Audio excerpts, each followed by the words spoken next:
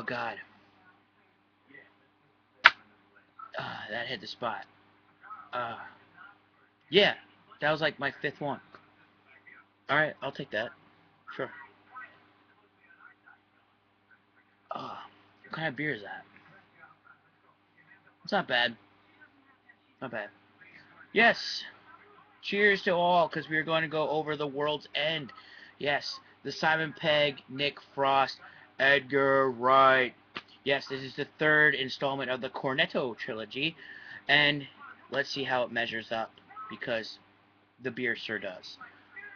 Well, it's an interesting one. For one reason mostly, it's because in my eyes. I don't think I've ever seen this story before, because it kind of combines a couple aspects of a few different genres of films. The only aspect I've seen in other films is, childhood friends doing a bar crawl. That's pretty much what I've seen, and I've also seen aliens terrorizing towns, and I mean, and people, it, those two alone, please, that story has been so overplayed. Not to mention friends getting back together for a reunion again. Come on, it's been done. But oh my god. But when you put it all together, it makes kind of a fun story to play. And that's what you get here. You get seven friends going on a journey, into their old hometown, and then all of a sudden these alien robots start attacking. It was kind of a fun story to watch. But like I've said previously, this is the third installment of the Cornetto trilogy. Uh, the first one was Shaun of the Dead, and then it was Hot Fuzz, and now this one is The World's End. They went from zombies to a murderous cult, and then finalizing with robotic aliens. Kind of an interesting twist there in a trilogy. I personally like to throw in Paul into that mix because it deserves a special mention. It not necessarily it goes with that with the rest of them, but I think it deserves a nice special mention. But it equally, in my opinion, each film is equal to, or they kept on getting better and better. They leave. If you think I'm wrong, please leave a comment on the section below. Tell me which one's your favorite and why. Um, Honestly, they did. I loved each one more and more. After the next. I mean, World's End. It was just as advertised, hilariously witty. It just goes to show you, even Fire and Brimstone with Robotic Apocalypse, there's always time for a pint. Oh God. Now, fortunately or unfortunately, depending on how you see it fit to answer this. Yes, the cast did bring me here. Obviously, I mean, who wouldn't want to see Simon Pegg and Nick Frost back in action? Since their days, since their cop days in Hot Fuzz and their zombie days in Shaun of the Dead.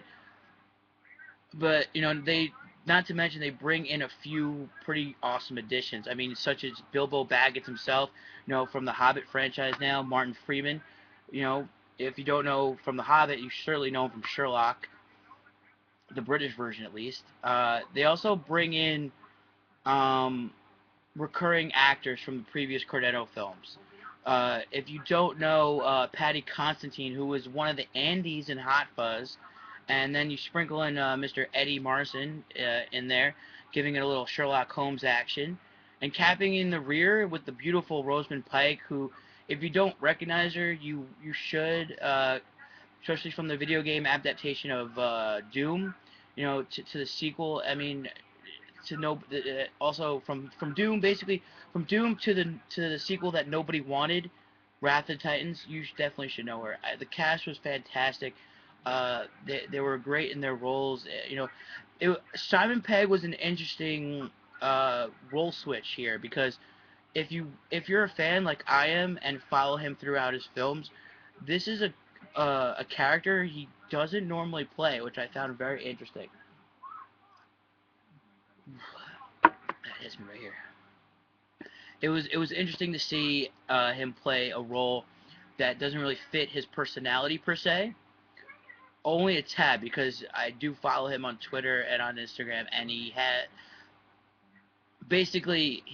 has like there's a little bit of him in this role. I could definitely tell, because he's a beer guy. He likes to do crazy things with old friends. It was I definitely did see that. I did enjoy that. that part of the film, because I seem to relate to that as well. I love this film from beginning to end, top to bottom, every inch. To be honest with you, and it followed the Cornetto trilogy rules, which it was very refreshing that it did, because not a lot of trilogies or sequels, for that matter, follow their own rules. Basically, they had the three shticks in the films that that they had in the previous two. You had the fence hopping crash scene, the mentioning of the aforementioned Cornetto ice cream that they all eat in each one of the films, except for this last one. You just get a little glimpse of it. It's like a 5-second thing.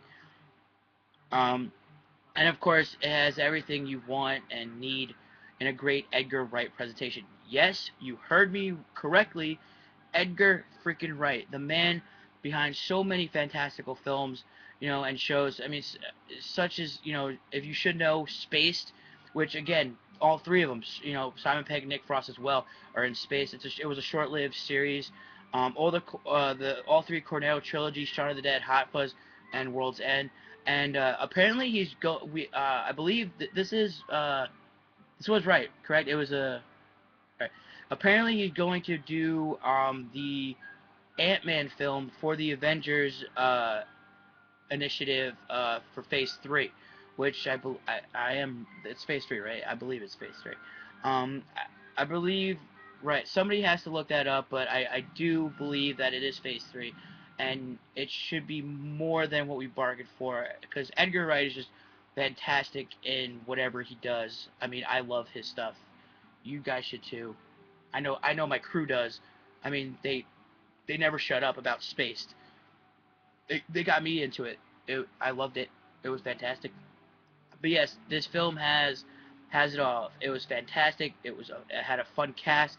The story was fun, and it was great to follow along. It wasn't really that hard to follow at all. It was pretty fluent from the beginning to end.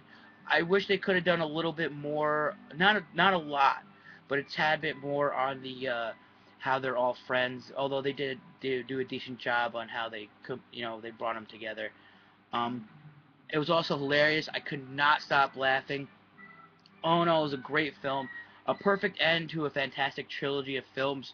Not to mention, you will lose your shit when you see Nick Frost go apeshit on these alien robot things, only using bar stools. Yeah, bar stools. It is probably the best scene you'll ever watch in the Cornetto trilogy. I could not, I could not stop laughing. I literally got up and clapped for the man because from the again from viewing it from a character standpoint of Nick Frost, he plays a character that doesn't, like in the beginning, that doesn't seem like he goes for those types of characters to do, and then he completely loses his shit, and then he becomes the character that we all know and love to watch him play. It was very fun to watch. You should definitely check it out. Now, I recommend this for all ages, and I will be buying this on DVD when it comes out. I will be first there online at Best Buy. You can count on that. Um, Now, the thing is, do I recommend it over the Heat or over the Millers? Now, as for Heat, World's End was a bit better. Now, as for Millers, well, the question can only really be answered, in the next edition of the Gare Bear Review, so make sure you guys stay tuned for that. Obviously, I gave you a little preview here. Um, yes, the next one's going to be there, so make sure you subscribe. You can click Mr. Simon Pegg right there. You can click The World's End. Make sure you subscribe. Share my videos on Facebook and on Twitter. Get them out there. Also, make sure you be awesome. Drink a pint every day, you know. Oh, I didn't even finish it. That's kind of sad within 9 minutes. Done. Perfect. Stay tuned, guys.